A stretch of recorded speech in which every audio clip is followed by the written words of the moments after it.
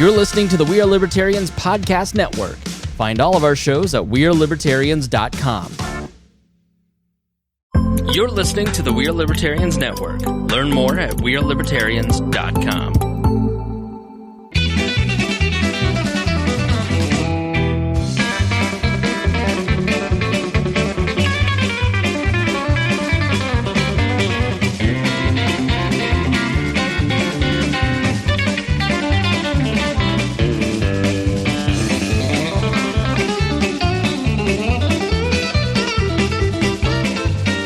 Welcome to the Boss Hog of Liberty podcast. This is episode number 309 of East Central's favorite podcast. I'm Jeremiah Morrill. Dakota Davis is on assignment keeping your lights on. Zach Burcham is our producer, and we'll call him our co-host tonight, because why the hell not? We'll give him the promotion. We'll double his pay, and he gets to be the co-host tonight as well. Welcome, Zach. Good evening. Thanks for your contribution. The show... this is going to be the blue collar episode, the blacksmithing, the forging, the metal and fire episode of Boss Hog that Dakota Davis has always dreamed about, and yet he's off somewhere shutting somebody's power off. But we're going to have some fun. We've got Greg Kountz here. We've got a guy named Francis Strole, but it's not like you think. He's not going for a walk. It's about, it means he's a cheap carpenter, I think. Is that what it is? Cheap roofer. Cheap roofer. He's a cheap roofer, yeah. Francis Strole. They're going to be our guests. This show's about our lives in rural Indiana. We're here to push your boundaries and make you think as individuals. Sometimes we'll provoke you. Other times we'll make you laugh. But hopefully you'll always learn something new. Just did ourselves about 15 or 20 minutes on Patreon. Zach, we learned some things. We learned that you are probably going to be the crew chief of a drag racing car next year. Yeah. I guess I need to book camping for Labor Day. I'll be at IRP. You'll be at IRP. You're going to be in the U.S. Nationals. And jet car. Not just drag car. Jet car. Jet car. I do have a fantasy of adding a roasting hot dog to that story. So at some point, I got to get that worked in if I can get. I mean, the size of the jet, I wouldn't go roasting hot dog. I'd go bratwurst. Yeah. I'd go big. Go to Johnsonville. Yeah, go big. And then we also learned about we talked about it last week on the Patreon. We had our berry packing party, or our berry picking party. Yeah. Dakota thought we were going berry picking. It kind of looked like crushed raspberries at one point everywhere. To put it politely. Yeah. All right. So if you want to be a part of that, you can join Patreon. Patreon.com/BossHoggerLiberty. You can join at any level.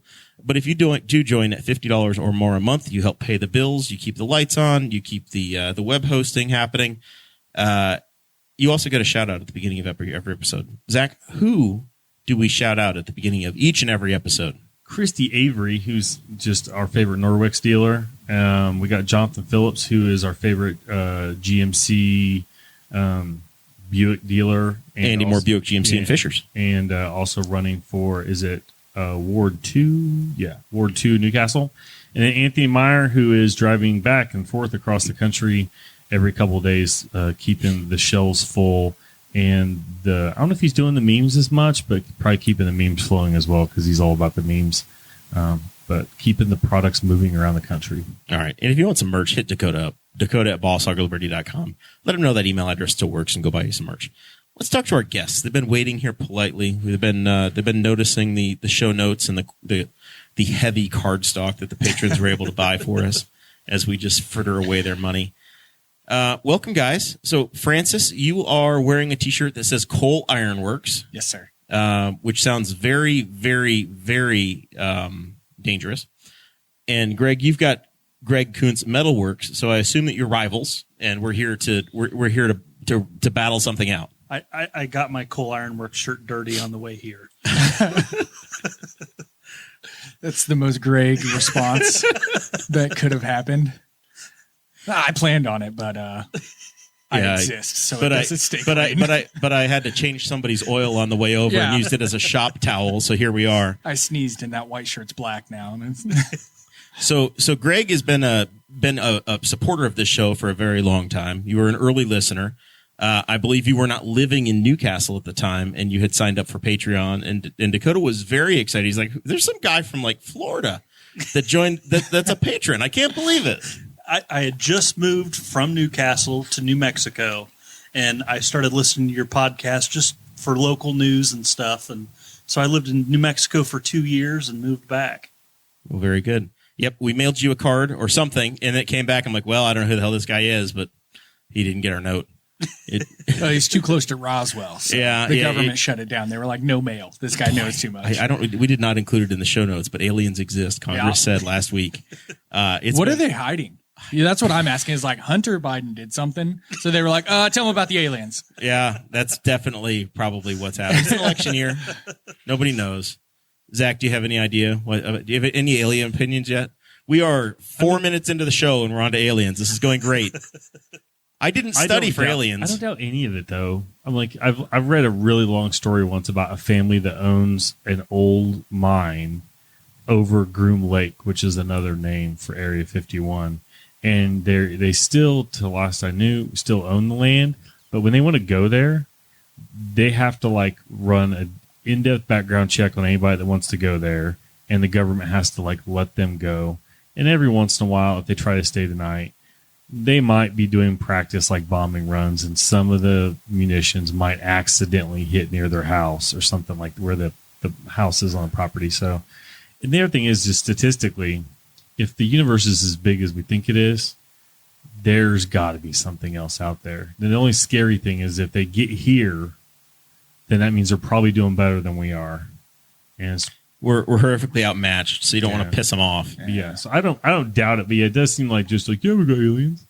You know, we got the ships too. It's like, okay, like, so I don't think anybody would be shocked, but at the same time, you kind of wonder, the Congress is a circus, so you never know who they're gonna parade out of as the next attraction. I'm surprised he didn't just like, here, look, we just drag it out and just drug an alien body out the side somewhere.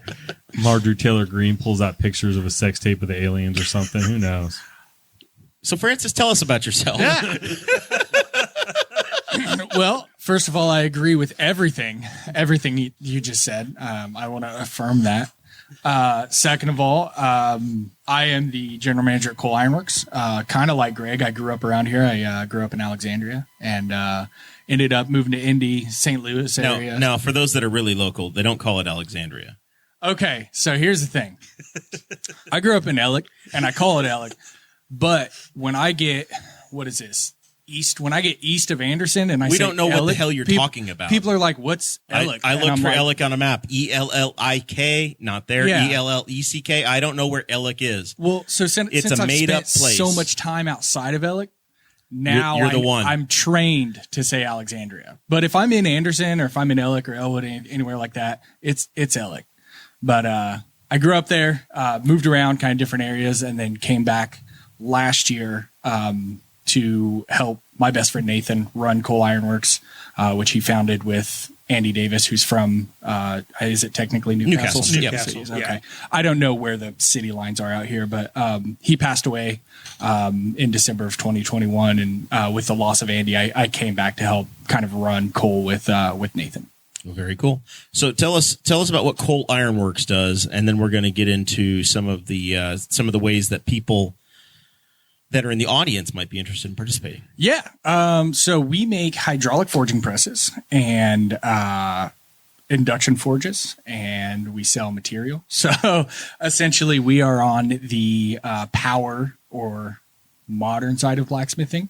And what we're doing is to supply makers. So it started out with two blacksmiths, a swordsmith, and a tool maker. So I grew up around horses. So I think blacksmithing, sure. I think farriers, but that's not necessarily what you're talking. That's not. We have farriers that have our machines, and we support farriers. We love farriers. Any farriers that are out there listening, they know it. We know it. They're a weird breed in the blacksmithing community, and a lot of bad bags, and better. Yeah. They're typically way more honed in their skills because their job comes more down to time than any of ours does. If they can get off, 5 or 6 shoeing 5 or 6 horses in the same time it takes me to do 2, their business is going to do better. So I actually have gone to a farrier competition and watched a guy shoe a horse in 90 seconds. It's just insane. I hope the horse knew what the hell happened. Yeah. So, I got a pop there.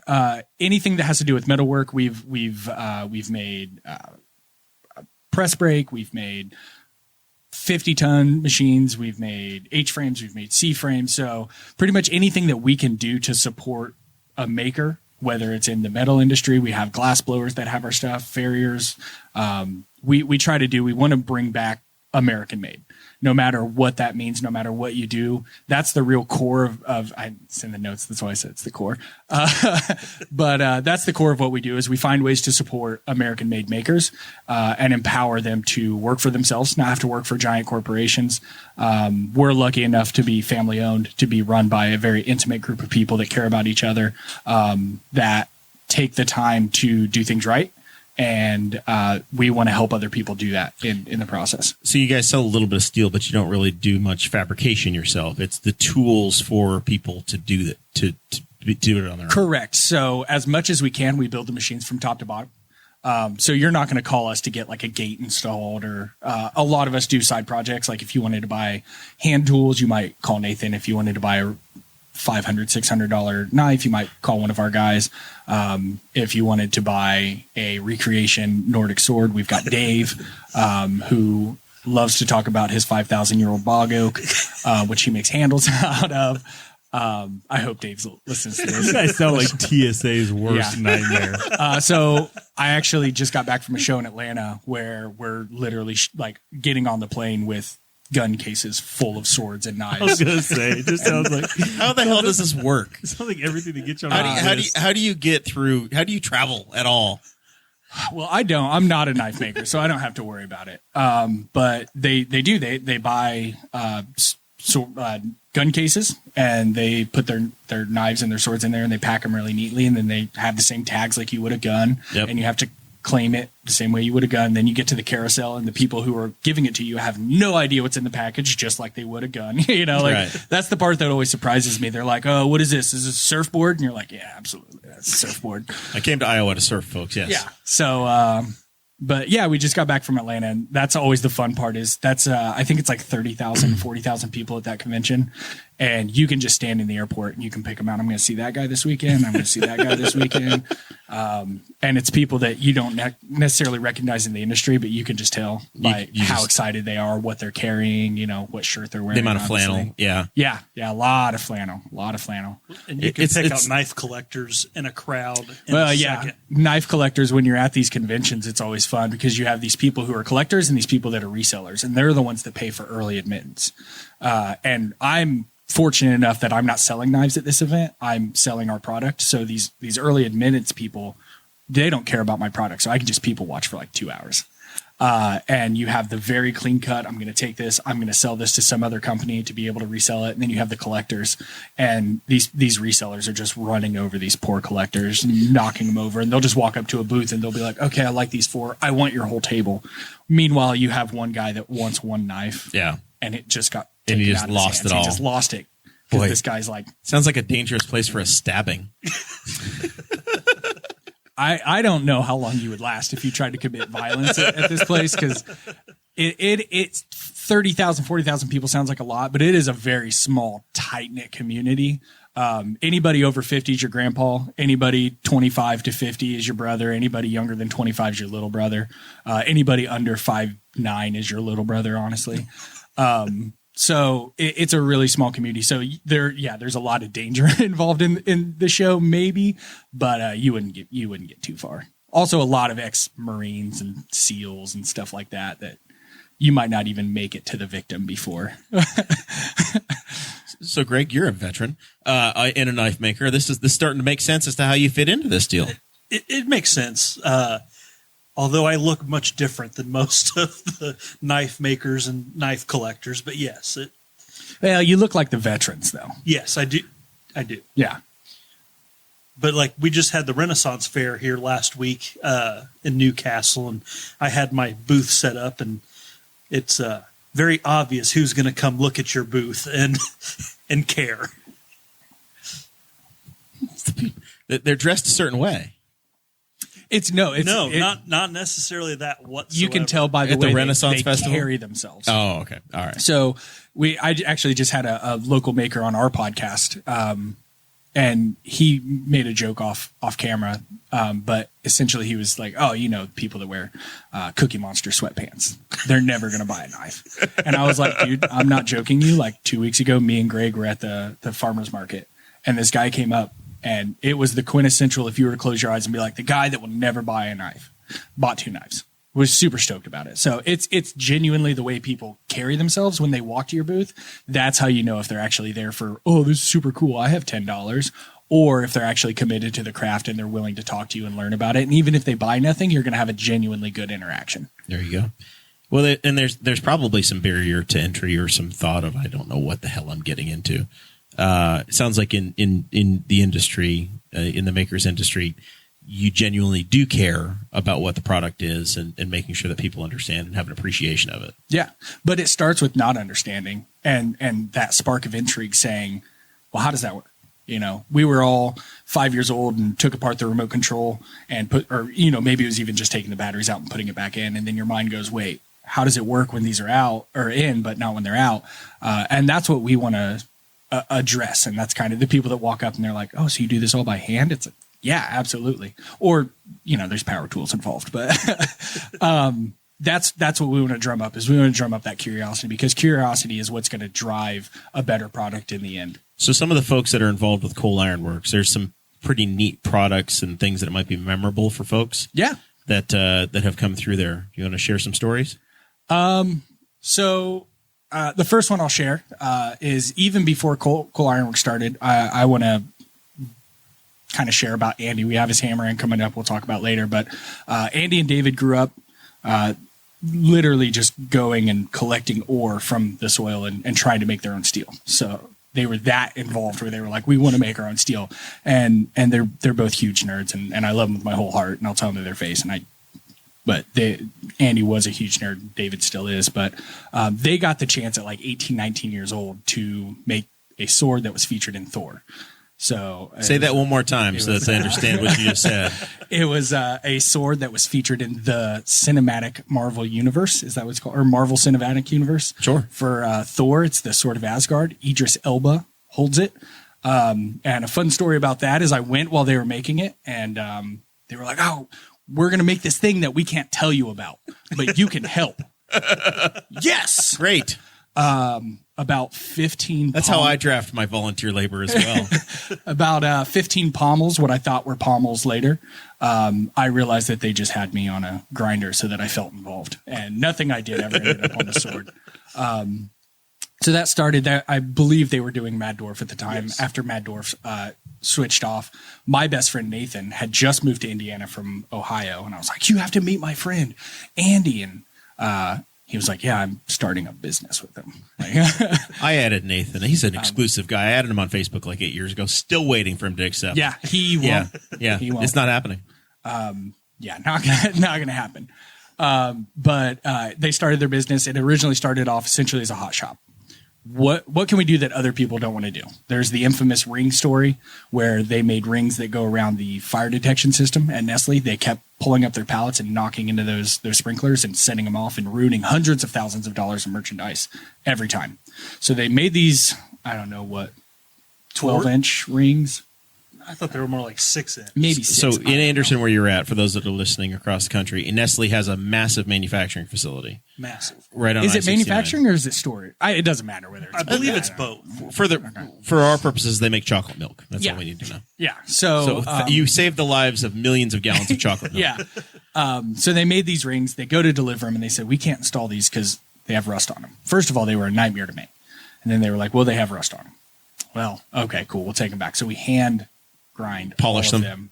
Put the WD-40 on them. Y'all don't have a wheelabrator? We had. Listen, it was. How many thousands of rings? I think it was like 2,000 rings. See, I was thinking it was more than that, 2,500. but it was. Did somebody like back up a dump truck up and just dump them outside and be like, somebody's got to clean these up and just be like, Well, just start. I don't know how you make 2,000 of something. You show up as a small business and you just want to throw them at them. The rage, the pure rage that it would elicit. Well, like 2 or 3 months later, after doing all this work and getting them and getting them installed and taking all the rust off, which was literally, if you knew Nate or Andy at the time, it was, hey man, you want to hang out? Cool. Come to the garage. we're doing rings. And it was like that for like 3 months. But we found out about this product called a vapor rust, which you just put stuff in and it eats the rust off, and then you take it out and you put it in this other stuff and it coats it and it seals it. Problem solved. Problem solved. Takes away 3 months of manual labor. But we didn't know about it at the time. So we've done everything from that up to the very first forging press that we made was made out of an old log splitter. Andy made it. And they were like, okay, we have this cool idea that we can start making these. Every blacksmith has the dream of being able to do it in their garage. Every blacksmith's wife wants to live in town. So they were like, maybe we can do both, right? And we didn't invent the forging press by any means. We just are trying to make it more accessible because we make it on 110. You can run it in your garage, 220. If you've got a dryer in your garage or anything like that, it's a 30 amp circuit. So we make the forging press, and about 10 presses in, Andy's like, I think we're done. That's the market. Scratched my itch. I'm good. There's 10 blacksmiths in America. That's it. That's all we will ever sell. And Nathan was like, no, let's do this. So, fast forward 7 years, and I think we're up to order 7,000 now. We're closing in on 7,000 on our shop orders. So I think Andy underestimated that just a little bit. But we have presses in some really cool guy shops. Steve Schwarzer, he's a world-renowned everything. Boat racer, martial artist, power lifter. He has the world record for powerlifting. Is it clean and jerk seniors category or something like that? So. He has Dakota lived is everywhere. listening to this crying right now, Zach, just so you know. You should. Everything I've heard about Dakota, it sounds like him and Steve would. Yeah. You would actually get along. met him at the demo that we did. He was with his son. There was a lot of Yeah, fathers there and was. sons at the event. So He was the one giggling like a schoolgirl. okay, we've got presses in. I don't know if you've heard of Neil Kamamara. He's been in GQ interviews recently.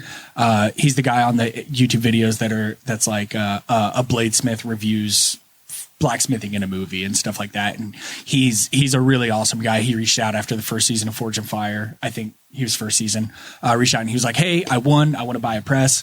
5 years later, he just bought a double-sided press, custom paint job from us. With the digital press controller. With the DPC that we launched. He got the final version before we launched it. What is a digital press controller? So digital And why press, do I need one? I don't know. It just kind of sounds like you need one, right? That's so digital press controller takes your press from being manual function on the valve to being digitally. So essentially a CNC machine for your hydraulic press. Gives you very, very accurate capabilities as far as up and down go. You don't over squish stuff. If you're doing things within very tight tolerances, I think it holds like a 10 thou tolerance. And faster.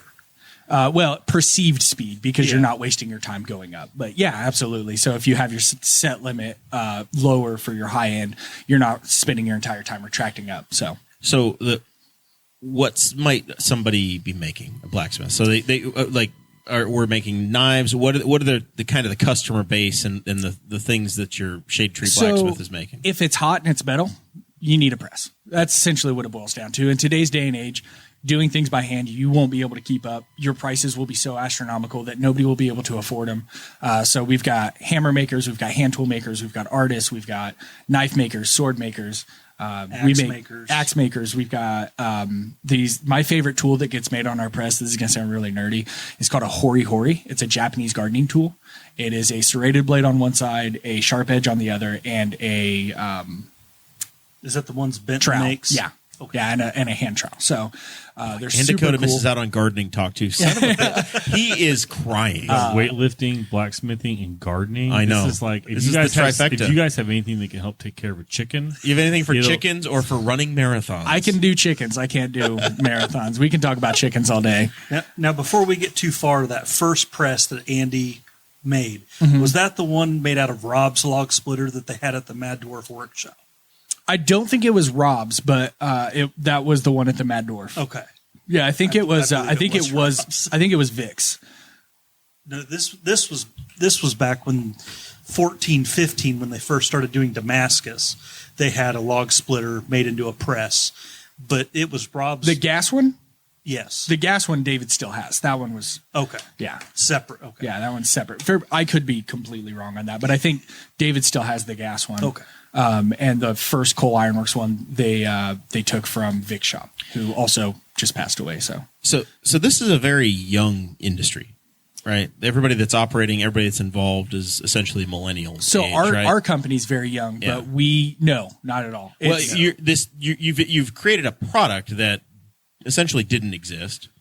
not at the scale that we've put it out to. There are a few people that made them. There's Uncle Al's, there's Big Blue, there's names out there, but what we really did that I believe is kind of different is we made it accessible, and we went to shows and we supported our community, and people already knew Andy and they knew Nathan, and we were genuine. It wasn't some big company that came out and said, there's Yang, right? They make forging presses for NASA. We're talking 500-ton forging presses that would take up a building. They also make your 12-ton, I think, was the big game so changer. There's companies like Yang that come in, and it's just obvious that it's like they're just trying to make a buck off somebody, where our company kind of grew up from, we made this for ourselves. Do you like it? It's genuine. It's the genuine. And when you call us, it's not some call center. You get me, right? It doesn't matter if you're calling to sell me LTL logistics, which I get 7 of a day, so please don't do that. Yellow won't call anymore. Don't worry about them. Everybody's calling because Yellow won't call anymore. That's the problem now.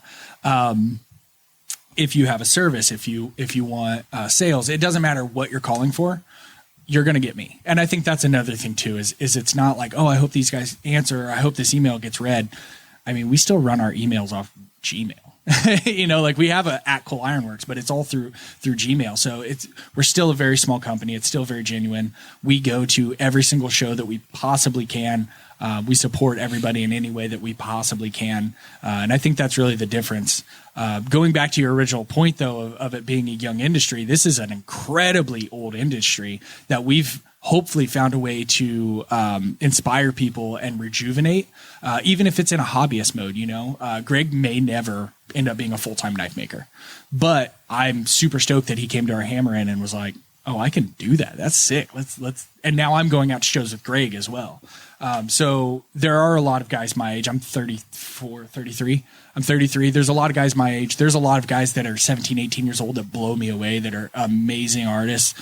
But we also look up to a lot of guys like Steve. Steve's probably 70-ish. 8, I believe. 7. He just had a birthday. Vic, who was fundamental in starting Coal Ironworks, he just passed away last weekend, actually. If it weren't for his garage, we would have never had the workspace for Andy and Nathan to start it. So it's generational, and we're just trying to support the generation both above and below us. Instead of teaching everything going down, we're figuring out where we can go both ways. That's a different show. All right. So tell us about Coal School. So you've explained the product and what you guys do, but then you have, and this is where Greg came in, you have opportunities for people to come in and to learn how the machines work and how to actually be a maker. Yeah, so we have Coal School of Iron, coalschoolofiron.com, I believe. Check that out. It is. So we have everything from how to swing a hammer, what stance to take to make sure you still have a shoulder at 30 years old, to all the way up to Charlie Ellis, who's coming, who's teaching one specific style of knife, and it's just the tang of the knife. He's really not going to get in depth about the blade itself. He's teaching about the tang and how to make an integral. And of course, I know what a tang is, but if you'll explain that to the rest of the audience. So the tang is the part of the knife that comes off of the blade. Yeah. So an integral has a choil or bolster or your typical chef's knife that you would get at a store. The metal part in front of the handle is the same width as the handle, and that's an integral bolster. Yes. So integral means it's all made it's of all one together. piece. Yes. And you're, like I said, bolster. But the classes start from anywhere from how to swing a hammer. You make a punch, a chisel to make your hammer. That's a 3-day class. David's class, which is just about the fit and finish of the handle. Charlie's class, which is about pretty much just the tang and how to get a good integral. We have Rasmus coming from Scandinavia. I can't remember the country. Norway. coming from Norway to teach just the grinding aspect. It's a very rough forging and then a lot of finishing work on the grinding. So we also are working with Anderson Community Schools to be able to figure out how to get some of the guys over CNC, welding, just anything with your hands and anything that we can do, we're going to try to incorporate into those classes. But that is 100% our way of giving back to the community and trying to create jobs, trying to create the ability for somebody to come in, catch an interest and say, this is what I want to do. This is what I want to do, right? Get inspired. Don't go spend $80,000 on student loan debt. Go buy $80,000 worth of tools and invest in yourself. So fun story about that. I don't think I'll ever be allowed to Lapel's career day ever again. Oh no. Our safety guy, his son has one of our presses, and his son is 12 or 13. Yeah. He's awesome kid, and you guys should come to career day and all this stuff. And I said, oh, that's weird. I'm not going to hire an intern from high school, right? So I go out and all these kids are coming up. What age do you hire at? What do I have to do to get a job there? And it's like, I eventually just kind of got not fed up with it, but I wasn't there to hire kids. I was there to tell them that you can go do stuff. To create exposure. Yeah. So I just started telling kids like, hey man, I'm not here to give you a job. I'm here to teach you how to get your own job and work for yourself. And a teacher came up and she was talking to me and she kind of walked away. And I thought she walked away much farther than she did. And the next kid that came up started asking me the same question. What do I have to do to get hired? All this stuff. I said, listen, kid, man, I want you to drop out and work for yourself. That's my goal. You should quit now. Yeah. So I have a shirt from a maker named Silas. It says, drop out of school and make knives. And that's what I want. I want kids to be independent. I want them to be self-sufficient. I spend a lot of time in the school administrators may have come walking down immediately saying, every one of those kids is a $10,000 coupon, sir. Yeah. So I don't think I'll ever be allowed back there again. But that's four kids drop out. We have to fire a teacher, Francis. Especially at Lapel.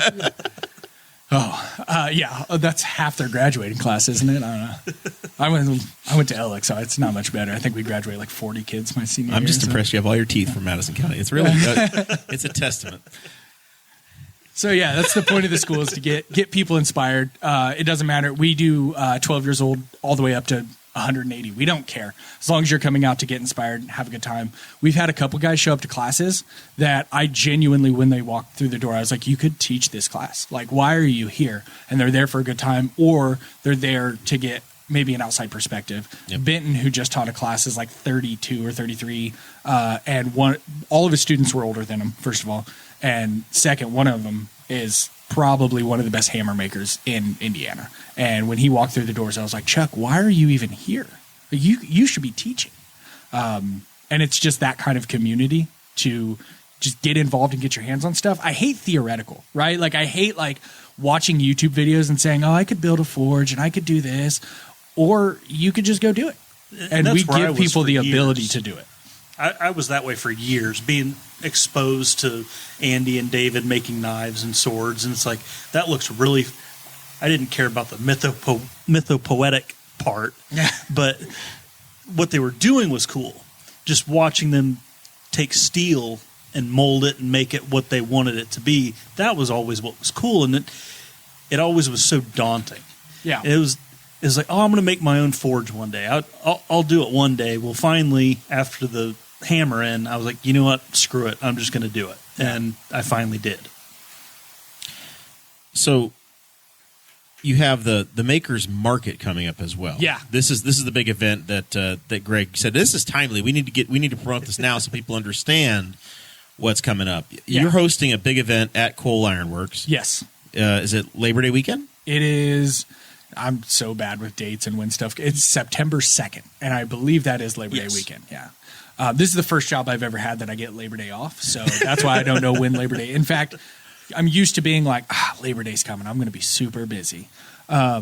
But it is September 2nd, and the cool thing about that is it's not just going to be metalwork or blue collar, as you put it. We're having there's a couple tattoo artists that are coming out selling flash. There's going to be a whole farmer's market. I think there's a band. I think we've got the band locked in.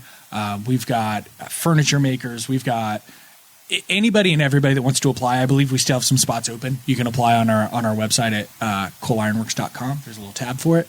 But that is our way to genuinely just give back to the community. It's completely free, both for the vendors and for the people coming. Essentially a maker's farmer's market. Yeah. So it's not just local honey and flowers and the stuff that everyone has a farmer's market, right?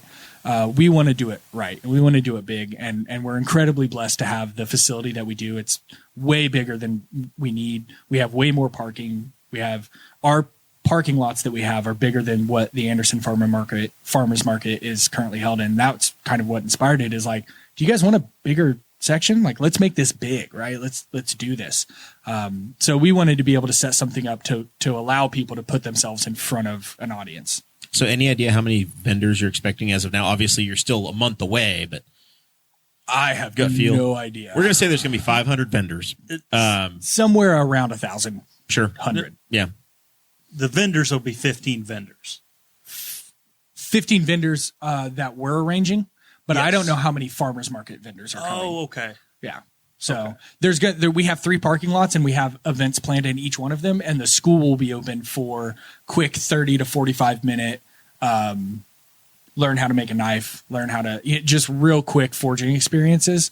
I believe there's a bottle opener, knife, and punch and chisel set or something like that. I think just stuff to get you exposed to. It sounds crazy, right? Like just walk into a place and you can make your own tools, or you can forge, or whatever. But once again, we want to make it accessible, and it's not that crazy to just walk into our facility, get a 5-minute safety rundown, and then walk away with a railroad spike knife. I will tell you that Zach and I have been happy owners of fire pokers we purchased at the Fort Valonia days from this old, probably 90-year-old forging guy who guaranteed them for as long as he lived that they would That last. wasn't very long at the time, though. Well, especially during COVID, because it could have been hours. We didn't know. Yeah. We didn't know. But it's spectacular. It's a great thing, and that's why I mentioned it to Greg a couple weeks ago. I'm like, somebody needs to make these. This guy's not going to be around forever. Yeah. Those are the camping world. Everybody loves fire pokers are fun because they're pretty simple. Yeah, but you can do a little bit of detail. You put a little spin in it. It can get as artistic as you want. The world but it's is your oyster. Incredibly utilitarian. Yeah. And it could be as long or short as you want. You order the thing from the guy, and he's like, "How long do you want it?" I'm like, "Hell, I don't know. Whatever's normal. Long enough, I'm not going to get burned." Yeah. And see, I make steak flippers and then Dutch oven lid lifters. I don't have a set length I make them. It's like it's whatever it is today. Yeah. They're entirely custom. Well, it was that long because that's where the pole stopped being hot. Yeah, That's where, exactly. when it was in my forge. That's So how long my arm is. Yeah, that's kind of how my stuff ends up too. Like I just made my girlfriend some shepherd's hooks, and I was like, how tall do you want them? And she was like, I don't know, like a normal height, like you said. So I'm 6'4", so they're incredibly tall shepherd's hooks because the bird feeder's at eye level. Yeah, Makes sense to me. they're normal human height. I don't know what your problem is. Lady. Yeah, she's 5'4" and has to crane her neck to see the birds. She needs a step stool to be able to garden with her with her shepherd's hooks. But with the school being open, I think that's the coolest part about this makers market is because their classes are 3 days long. Typically, it is your shortest class. I think Nathan's going to do 1 half-day class. Yeah, he's got a half-day class coming up. But because I get young kids all the time when I'm set up here locally at the farmers market, I get at least 4 every single week. Hey, will you teach me? It's like, I'm still very much learning myself. Go see my friends at Coal Iron, and they do classes and stuff. But with their school being open and it being quick, simple projects, it's a great way to get exposure and then to get the bug. Yeah. Yes. And it's not hey, I'm going to take a 3-day class that's going to cost me, there's some zeros in some of the higher end classes. In some of the higher end classes, there are zeros for sure. But those are soon they'll be available online for less because you obviously don't get to ask questions in person or maybe see some of the finer detail. We wanted to come out with a bang. And so we got world renowned top tier people so that we could get some online content and start spreading. Next year, there's going to be a lot more introductory classes. There's still going to be the top tier stuff. which is also kind of what we're known for, is not shying away from quality. If it means that it's going to cost an extra $150, we're going to do it if it's going to last 5 more years or, whatever the case is. There's not a lot of quality left. And so when we opened, not a lot of quality left in just machinery and everything's just a dime a dozen now. So when we opened the school, we went in with that same mindset of we want the top quality teachers here. And you're right, there's some zeros that takes money, but the guys coming to these classes are typically doing this full time, and it's part of their job to stay. You have somebody educated. coming from Norway to Right. come teach a class. Yeah, which is kind of cool. Absolutely. Indiana's kind of like the Norway of America, right? He won't be too honestly. out of there. Honestly, it sounds like you guys have made Central Indiana a destination for this, right? Yeah. Like it's not, I'm sure there are people that go, yeah, this is a really big deal. It's a big thing on the schedule, and Anderson is the place to come to, it's the destination to come. Yeah, it's incredibly humbling to go to these events in Atlanta. And I just got back from northern Michigan, and the amount of people that come up and they're like, "Hey, Francis," and I'm like, "Hey," and they're like, "Oh, don't worry, I just watched the podcast, or I just see you on Instagram." And it's incredibly humbling because, like I said, I grew up around here. I was here when GM left for the last time, Yep. and to think that people are proud to come to Anderson. We don't hear the people that come in and they're like, "Man, this place is a dump." They come in, they're like, "I can't believe I'm here." It's a really cool feeling to be a small part of that. Well, and especially like the Hammer-In. I'd never been to a Hammer-In really before the one last year. Mm-hmm. And the people like Steve Schwarzer was there. Will Stelter, who's a YouTube guy. He's One of those 22? young guys that blows me away. Yeah. His work is incredible. He sold a marshmallow roaster for probably 5 digits. I'm not going to give an exact number, but it was 5 digits, I think. And The cost per marshmallow, Zach, is you've got to make a shit ton of marshmallows to start making that pay off. You got 2 hits in on an RV dust cap, and we're like, I'm over this. Murder it. And these guys are like spending how much time making a s'more stick. That probably took him like 6 months. It has a mammoth bone on it. And he won. Of course it does. He won Best of the Rest at a knife show. Yeah. So at a knife show, he won an award with his marshmallow poker. Yeah. That sounds spectacular. Yeah. So, But the people that the people that come to the Hammer-In is just incredible. And then Lucas O'Hare of Grizzly Forge. Yeah. And just Bob Rankin comes down Yeah. from Michigan. He's a huge Damascus guy. so this is the Andy Davis Hammer-In that's going to be in December. Yes, December this year. 1st and 2nd, I believe, or 2nd and 3rd. I can't remember which one it is. Once again, I'm bad with dates. I just show up when they tell me to. It's the first Friday and first Saturday of December. Yes. All right. And you are expecting people from all over the country Yes. to come to Anderson, Indiana, which has now been reclaimed as the forging capital of North America. Well, the Norway of America is, I believe, how I put it. the Norway, the Nordic lands of East Central Indiana. Honestly, though, Greg, our families are all automotive and the UAW companies that have left. Right, my dad was a GM employee. Mm-hmm. It is kind of therapeutic to hear that. Hey, this is how we've found a way to replace an industry that's left. Yeah. That now we're a destination that does other things. Now we've got 10 employees, not 50,000. Sure. So keep that in mind.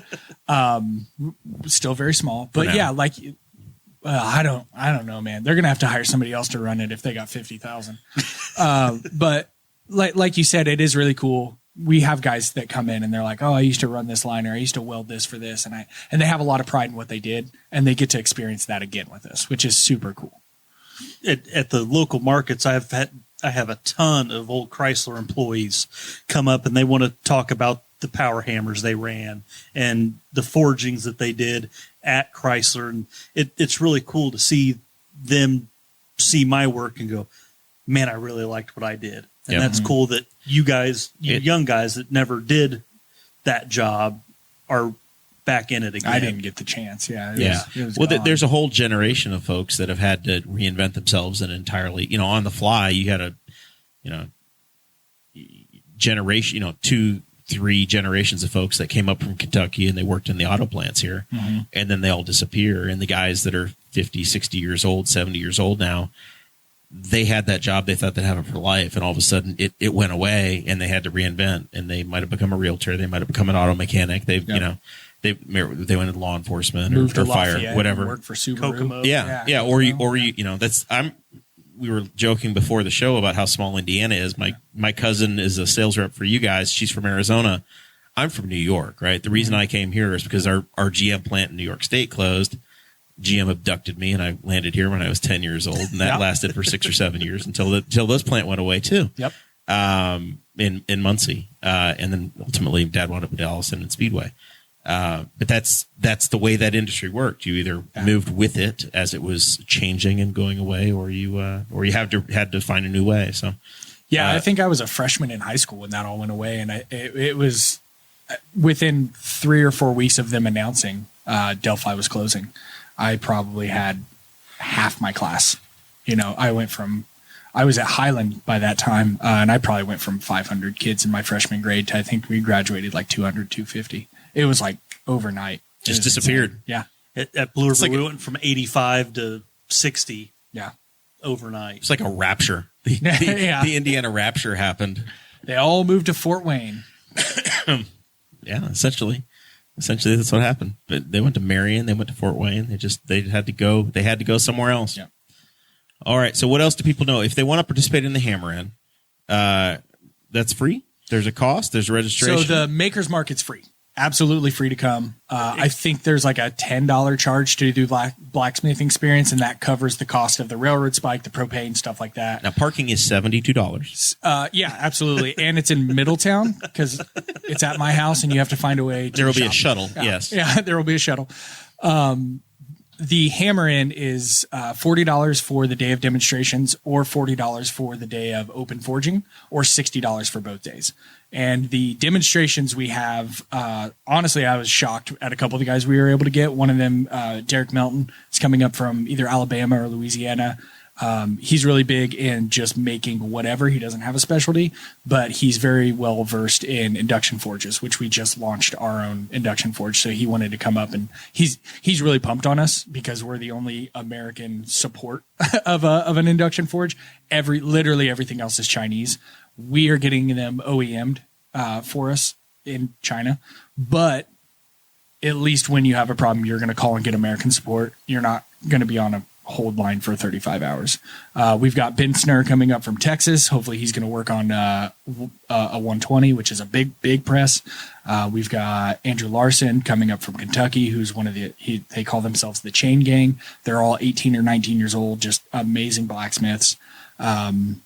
Who else is coming up? I mean, Steve will be there, but he's not demonstrating. But I'm really excited about Josh and David, who both do like what they call mythopoetic. They make elf swords. That's the best way to put it. They make elf swords. But I mean, do you think everything's an elf sword because you're so damn tall? Well, I mean, in Lord of the Rings, elves are tall, and they're Lord of the Ring elves. They're not. They're not like But yeah, the Hammer In's going to be really cool. No matter what day you come, there's going to be really, really good demonstrations. The day of the open forging, the IBA will be there, Indiana Blacksmithing Association. So even if you don't know what you're doing, you come out. There are going to be guys at every single station to be able to work with you, talk to you, work you through a small project. And we're also going to start hosting IBA meetings on the 4th Saturday of every month. So we have a whole lot going on.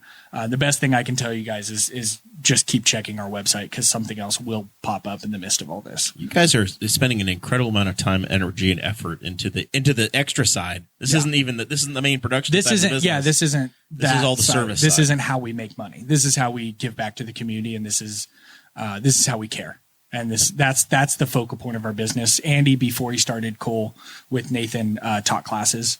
So that was a big inspiration to the school. That's why we call it the Andy Davis Hammer In. We have it around the time that he passed away to honor his memory.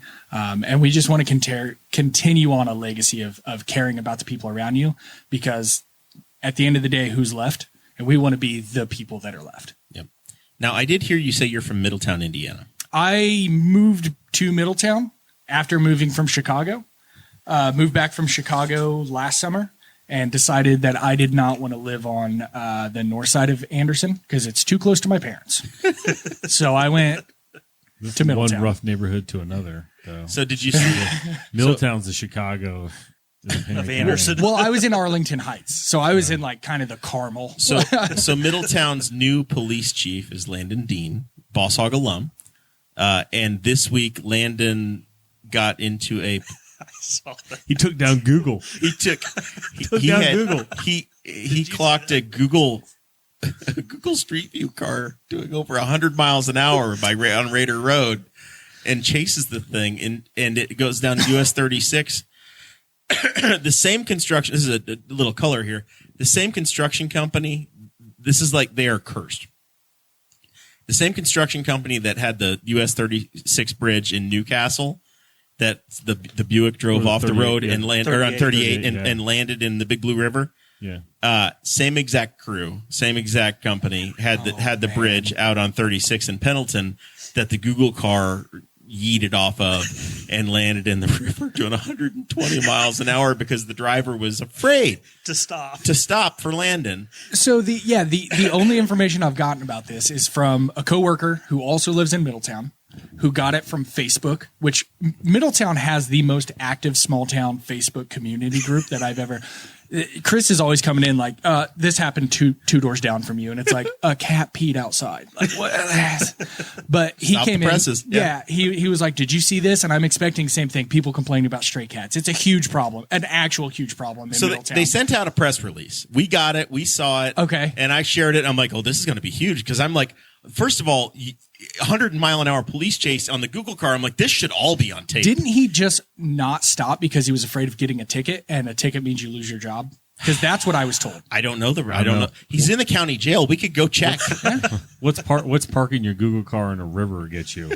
Probably a lot more than losing your job. The car had a California plate. I had just seen it. I was like, oh, cool, the Google car. Like 2 weeks ago, I'm in Muncie in the same Google car. That's news anyway when the Google cars are around. My house just got updated on Google. Yeah. I was like, oh, they were around? Our house got done in June, and I was away on at vacation. I'm like, the entire driveway is empty. It was a miracle. There was no camper. There was no truck. Nothing was there. We had one car in the driveway in June when they did it. I'm like, I could show off all my new concrete work. So the guy's been running around the area for months updating stuff. I saw him in Muncie. It is a Honda SUV, very current looking, baby blue, with like this, like a mountain scene wrap. Scene wrap, and the giant camera on top, the 360 camera. And it was the same car. And I was like, my only complaint is that when they sent the press release out, they took a really shitty photo, because this thing has been shared. I think the Today Show has picked it up. It was on like Puberty or something on Instagram. You sent it to me today. Yeah. It has gone worldwide, coast to coast from Middletown. It ticks all the boxes. It's the greatest story ever. It started 2 blocks from me, and I was completely unaware. I want to see the street view from a car during the high during speed 120 chase. miles an hour. It's just like you look on Raider Road, it's just blurry. Yeah, like it's just a blur. Everything. And Google's like, oh, we don't need to send a car back down that road for a while. We just did it. We're good. Yeah. I love the logic of, I can't get pulled over, I'm going to run from the cops. Yeah. In a car that's got a camera mast basically sticking off the road. It's not like it's a gray Honda Accord that's going to hide directly somewhere. Reports to a satellite, right? Yeah, I imagine that covered in Google stuff. Yeah, it's recording his crime in 360-degree panoramic, probably in 4K or something crazy like that. And it's beaming me back to the mothership. I'm surprised there's probably a guy who was like, why is one of our cars doing 120 miles an hour? Yeah. And then pull up the camera like, why is there a police officer by? I mean, that'd be awesome if somebody was like, one of his bosses or some overlord was watching the chase and could like look and see where he was going and what he was driving by, because it's just got cameras all over it. But like the logic of, I don't want to get pulled over, I'm instead going to run from the cops. Well, when Landon saw him, he was already going 100. Yeah. Well, yeah. So what was he? Oh, I was told that he was parked on Raider Road for like an hour, and that whoever pulled him over or whatever tried to pull him over, tried to approach the car. And as soon as he tried to approach the car to figure out, hey man, why is this Google car parked on a road for an hour or two? He just took off. I think the report I read said he was observed doing over 100 miles an hour that's when what the I read chase started. in But, the paper. But You never know. I haven't seen the Middletown news to see what the official. I'm looking forward to the gonna trial. tell you right now. I know. What I was Could you told was imagine probably being on wrong the because it's jury? Facebook. Yeah, but just So Landon. Yeah, he's not the sheriff of Henry County, but he's doing good work out there in Middletown. And he's Busted Google. yeah. It's like the best The part heart. is that like Obviously, Middletown- he has an iPhone.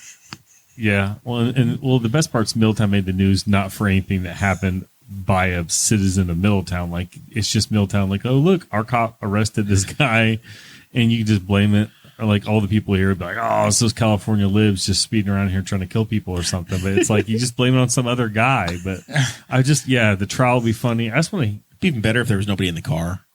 It feels like Oh, it's a that was, I self-automated seriously, car. I had that thought is that whether or not the car was driving I itself. think I read the story. Reading in the paper, it did not sound like that because the story did not mention a driver until the very end. And so I had a thought was this is like a self-driving car that's just was going haywire. M. Night Shyamalan movie. And because it's like it's passing people and all this other stuff, and I was like, and so in my brain, the initial read through, I'm like, is this an autonomous car? And then all of a sudden it's like, oh, and then the driver got, I'm like, oh, there's a driver in. Yeah, all my updates have been through Chris, Yeah. So, which is I his or read it through in the Facebook. paper. So Yeah. yes. The official story that's on Fox59.com. Once again, this story went everywhere. It says, as the vehicle passed the officer noted 360-degree camera on top of the car. So the officer gave chase, Landon gave chase, and ended up catching Ferguson at the 8500 block of US 36, driving at speeds well over 100 miles an hour, while he passed several other vehicles and refused to pull over for the police. I mean, the minute he had a cop behind him, he was done. Yeah. Because it's a super identifiable car. At some point, somebody could just be like, can we contact Google? And they'll tell you where the car is. Because it's Yeah. guarantee it's got GPS on it. And Well, other so than does that, he it's if just, he works for Google. it's just, yeah, he probably does. Probably has a Other than chip. that, it's just like, where are you going to hide? And how long are you going to run? Eventually, state police are going to jump in on. Or just going somebody at some point they're going to throw a helicopter at you, and they're going to track you down. I just don't understand. Full Grand Theft Auto. I mean, I'll be honest. Five stars. Here's, Five here's the stars, same. yeah. Here's the same level of because I just saw a story too about like police went up and knocked on some guy's door, and the guy ran and jumped off a bridge, like running from the cops. And the cops weren't at the house for him; they were at the house for somebody else. But this guy ran on, jumped off a bridge, and died, running from the cops. And they were looking for him. The great thing is that when Just these incidents weird. happen, there are now cameras everywhere. I'm scrolling the TikTok this morning because I'm friends with the Chinese, and it's like this guy sitting there egging his buddy on, saying, "I'll give you $250, go jump on the field." It's a Florida Marlins game the night before, so it's him just talking to his buddy, and then he walks down, and then he jumps on the field, and he's running across. He goes out, slaps high five to the outfielder, runs across, gets chased by security, jumps back up into the grandstand, and it looks like he gets away. And I'm like, this is unbelievable. And then you see the next video, and it's some random fan watching. It's like some dude just streaked. He called it a streaker. The guy didn't take his clothes off, but he called him a streaker. And now you've got this from like 3 or 4 different angles, all sticking it on social media, and it ends with him in cuffs. He got cuffed. I was going to say he will be found. He looked like he got away. Like he was in the concourse. The cop, he outran security, got into the concourse, and it looked like he got away. But he didn't leave the stadium. He was in there's cuffs no when he way left. got away, yeah. The question is, the friend was paying him $250. Is that going to cover his? Is that enough to cover the the incident? I bet you, and he's probably banned for life. Probably can't come back to a Marlins game. And used to be, you'd hear that and you'd think, yeah, what are they going to do? Now they'll find you because they probably have facial recognition cameras.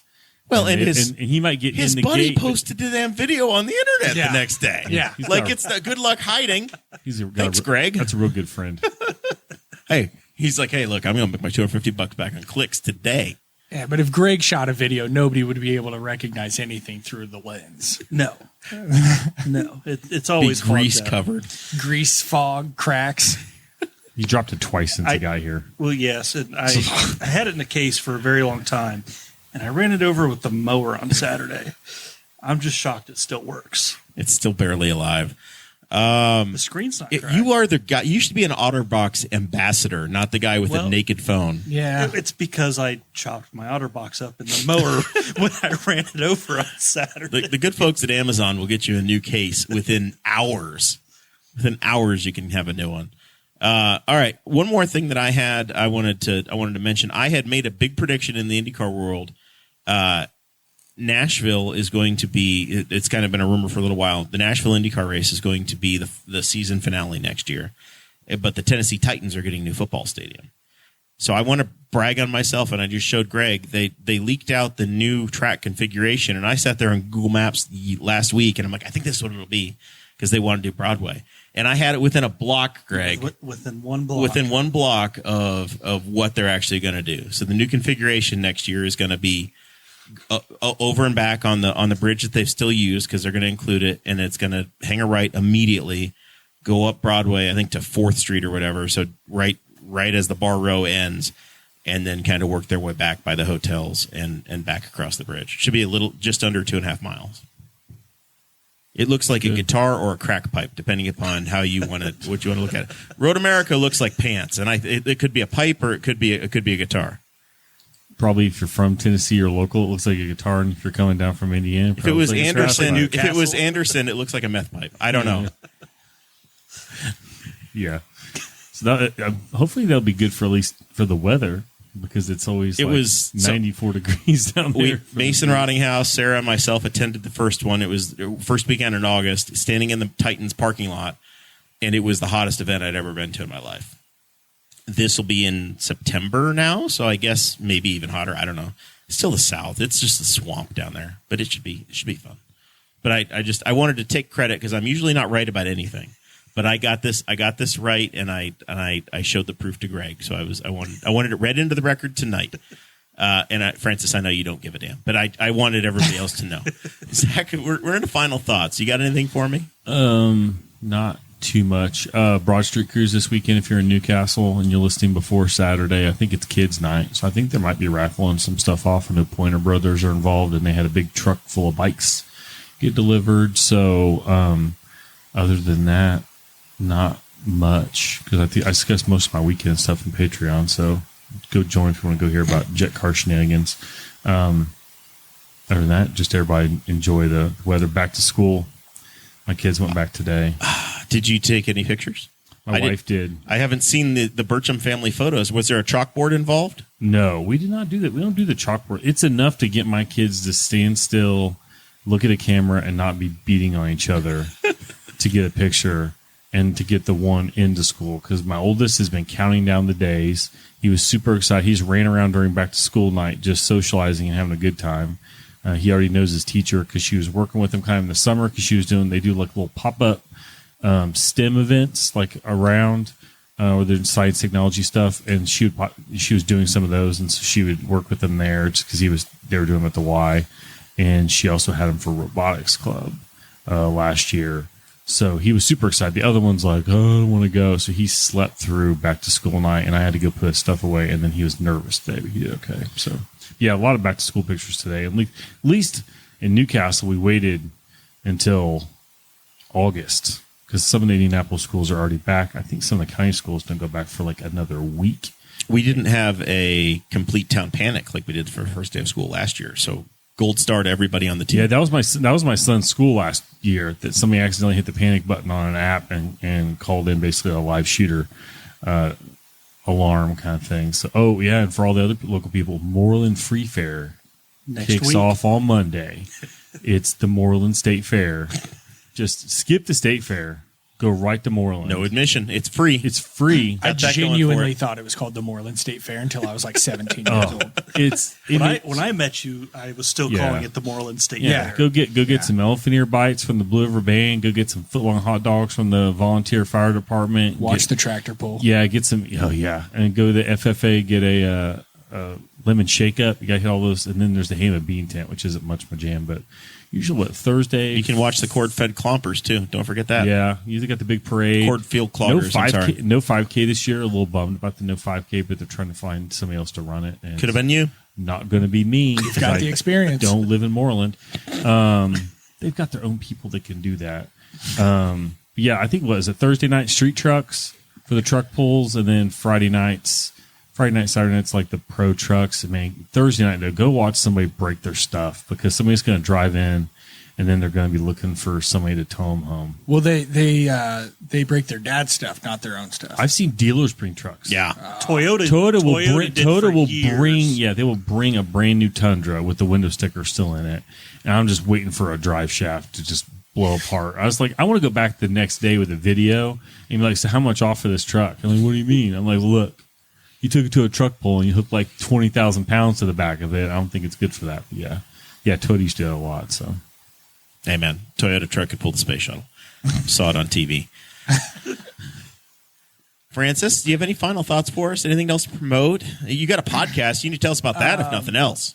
Yeah, so we've got a podcast. It's called the Coalcast. It's a little bit of going into the history of coal, where we're at, what we're doing currently. We interview a lot of great makers. We interview everybody on staff. And once again, it's just us trying to get people to be excited about what we're doing and get them involved, make them feel like they're already there. And I guess that kind of is my final thought is hopefully something that Greg or I said in the course of this gets you excited to try something, get outside of your comfort zone, go outside in a shop when it's already 95 degrees out and light a forge to 2,500 degrees and get even hotter. Let us know. You can email me directly at info@coaliron.com. If you want to get involved with anything that we're doing, if you just want to talk about blacksmithing, if you want to talk about knife making, we love being a part of this grander community of metalwork, but obviously it has to start at home and we have to support the people that are around us. So just get involved, let us know what you need, and let us support you. Fantastic. Greg, if they want to buy a knife or get some work done on their car, how do they find you and support you? Monday through Friday, I'm at Jeff's Alignment just down Ray Street here. And then my blacksmithing stuff can be found at G Kountz Metalworks on Instagram. Very good. Greg single-handedly solved my my air conditioning problems in the Tahoe. He's the he is the whisperer, the GM the 08 GM whisperer is Greg. He's got a project car sitting in my garage that I just refuse to get rid of. That he's about to have to whisper to. Zach has a Dakota. I've been friends with Zach for 5, 6, 7 years now. He has the Dakota that I've never seen out in the daylight. It has been out in that time frame. I've never seen it. First of all, mine isn't a project vehicle. I mean, it's a project. I didn't buy it as such. It's your first car. It's my first car. So I've owned it since '99. So I've had it for 24 years. Last I knew, it still ran. But it sits in the garage on a tender. I need to get out, but it's like one of those things where my garage looks like a meth lab. There's stuff crammed in it. There's stuff in the bed. I don't pile stuff on the truck itself, but and there's like camper half in the driveway, so I have to move stuff around to get it out. And if anybody's driven an old vehicle before, it's a 92.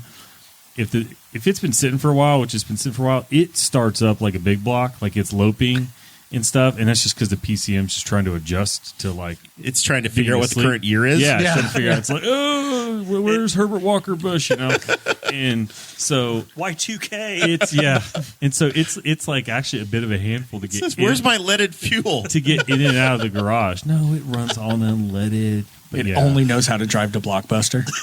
And it's. I mean, it might now be the lowest mileage vehicle I own. Your truck voted for Perot. All right. It's been a while.